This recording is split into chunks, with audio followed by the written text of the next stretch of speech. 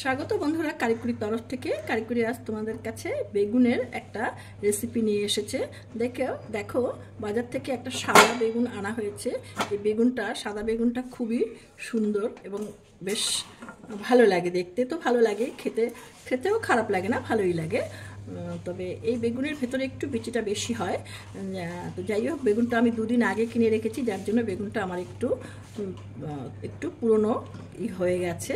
তো এই বেগুন তো সহজে পাওয়া যায় না। এই বেগুনটাকে একটু সাইজ করে নিচ্ছি। এটা দিয়ে আমি আজকে একটা রেসিপি তোমাদের সঙ্গে শেয়ার। দেখো এই বেগুনটা আমার 4টে পিস হয়েছে। এবার আমি এটাকে যেটা দিয়ে রান্না করব সেটা হচ্ছে, এইখানে দেখো আমি 8টা চিংড়ি মাছ নিয়েছি। এই চিংড়ি মাছ দিয়ে এটাকে আমি রান্না করব। এই চিংড়ি মাছের সঙ্গে আমি 2 চা চামচ সাদা সর্ষে কালো সর্ষে মেশানো দেব। ওইটাকে মিক্সিতে পেস্ট করে নেব। তার সঙ্গে দেব একটু নারকেল।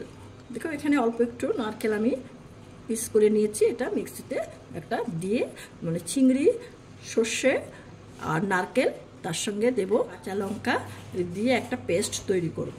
এখানে একটা মিক্সির জার নিলাম, তাতে আমি এখানে দেখো এই সর্ষেটা দিয়ে দিচ্ছি, তার সঙ্গে কাঁচা লঙ্কা দুটো দিয়ে দিচ্ছি, নারকেলটা দিয়ে দিচ্ছি। এটাকে আগে একটু পিষিয়ে নিচ্ছি, তারপরে চিংড়িটা এর সঙ্গে দিয়ে দেবো। দেখো বন্ধুরা, এর মধ্যে আমি এবার এই বেগুনগুলোকে একটু লবণ আর একটু চিনি দিয়ে এটাকে একটু হালকা করে মেখে রেখে দেবো। এখন এর মধ্যে হলুদ দেবো না। চিনিটা দিলাম কেন? চিনিটা দিলে বেগুনটা একটু কম তেলে ভাজা যাবে, কম তেল লাগবে বেগুনটা ভাজতে। যখনই বেগুন ভাজি, মানে নুন হলুদের সঙ্গে একটু চিনি মিশিয়ে দেই, তাতে তেল কম লাগে। তোমরাও তাই করবে। যদি তেল কম খেতে চাও তাহলে অল্প একটু চিনি নুন হলুদের সঙ্গে মিশিয়ে দেবে। বন্ধুরা, মিক্সিতে আমি এটাকে হাফ করে নিয়েছি, এটাকে পেস্ট মতো করে নিয়েছি। এবার এর মধ্যে আমি এই যে চিংড়ি মাছ, এই চিংড়ি কটা 8টা চিংড়ি এর মধ্যে দিয়ে দিলাম। তার সঙ্গে দিচ্ছি হাফ চা চামচ লবণ আর দিচ্ছি হাফ চা চামচ হলুদ। এবার এটাকে আমি একটু পেস্ট করে নেব। দেখো বন্ধুরা, এটা আমার এরকম হয়েছে। দেখো এখানে একটা পাত্র নিয়েছি। এই পাত্রের মধ্যে আমি এই বড় চামচের 1 চামচ বেসন দিয়ে দিলাম, আর এই একই চামচের হাফ চামচ চালের গুঁড়ো আমি এর মধ্যে দিয়ে দিলাম। এর মধ্যে দিয়ে দিচ্ছি হাফ চা চামচ লবণ, 1 চা চামচ ম্যাগি মশলা। এবার এটাকে আমি জল দিয়ে গুলে নেব, মিশিয়ে নিচ্ছি ভালো করে। তারপরে এটাকে অল্প অল্প করে আমি হাতেই গুলে নিচ্ছি। চামচ দিয়ে গুলালে অতটা ভালো হয় না আমার মনে হয়। তো এটাকে হাতেই একটু ভালো করে গুলে নিচ্ছি। এর মধ্যে হলুদ দিলাম না, তোমরা ইচ্ছে করলে হলুদ দিতে পারো।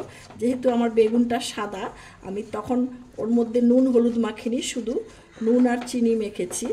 দেখো এটাকে আমি ঠিক এই অবস্থাতেই রাখবো, এর চাইতে আর বেশি পাতলা করব না। দেখো এটা আমার বেশ ভালো হয়ে গেছে, ভালো করে আমি গুলে নিয়েছি। এবার এটাকে সরিয়ে দিচ্ছি। বন্ধুরা, এই যে বেগুনটা, এই বেগুনটাকে আমি এরকম করে এর মাঝখান থেকে কেটে নিচ্ছি। পুরোটা কাটবো না। দেখো এর ভেতরে অনেকটা জায়গা হয়েছে।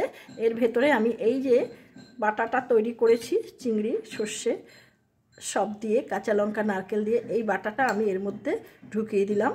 ঢুকিয়ে দিয়ে এটাকে এইভাবে আমি সাজিয়ে দিচ্ছি। ঠিক এই রকম করে আমি বাকি সবগুলোকে করে নিচ্ছি। সবগুলো আমার তৈরি হয়ে গেছে। এবার এগুলোকে আমি ভেজে নেব। দেখো গ্যাস ধরিয়ে দিয়ে একটা ছোট্ট কড়াতে আমি তেল গরম করতে দিয়েছি। বন্ধুরা দেখো, এই যে আমি যে ব্যাটারটা তৈরি করে নিয়েছি, তার মধ্যে এই বেগুনগুলোকে চুবিয়ে নিয়ে হালকা করে, দেখো একদম হালকা করে লাগিয়ে, এবার এই তেলের মধ্যে, এদিকে তেল আমার গরম হয়ে গেছে, এর মধ্যে আমি এটাকে ভেজে নিচ্ছি।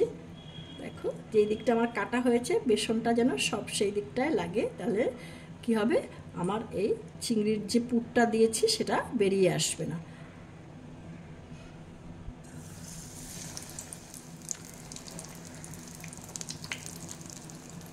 দেখো আরেকটা এর মধ্যে দিয়ে দিলাম।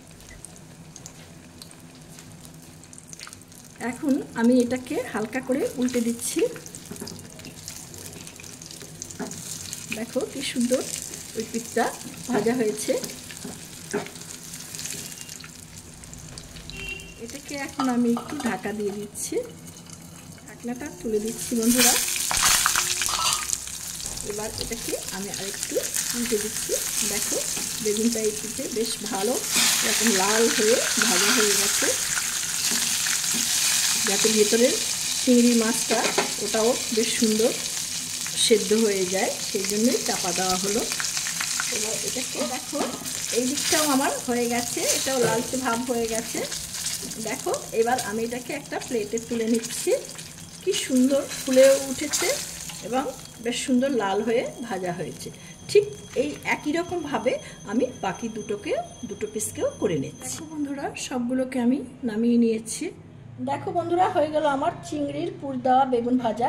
এই বেগুন ভাজাটা খেতে ভীষণ ভালো লাগে গরম গরম ভাতের সঙ্গে। তোমরা একবার করে খেয়ে দেখো, তাহলেই বুঝতে পারবে এর টেস্টটা কীরকম। তো আজকে আমার এই ভিডিওটা তো তোমরা দেখলে, ভিডিওটা তোমাদের যদি ভালো লেগে থাকে তাহলে এই ভিডিওটাকে একটা লাইক করবে, বন্ধুবান্ধবদের সঙ্গে বেশি বেশি করে শেয়ার করবে। আর যে সমস্ত বন্ধুরা আমার এই চ্যানেলটিতে নতুন, আমার এই চ্যানেলটিকে সাবস্ক্রাইব করনি, তাদের কাছে আমার একান্ত অনুরোধ রইল চ্যানেলটিকে সাবস্ক্রাইব করে বেল আইকনের অল অপশনটিকে প্রেস করবে, তাহলে আমার পরবর্তী সমস্ত নোটিফিকেশনস তোমাদের কাছে সবার আগে চলে যাবে। তোমরা দেখতে থাকো কারিকুরি আগামী দিন তোমাদের জন্য কি নিয়ে আসে। আশা রাখি ভালো কিছুই আনবে। তোমরা ভালো থেকো, সুস্থ থেকো। ধন্যবাদ।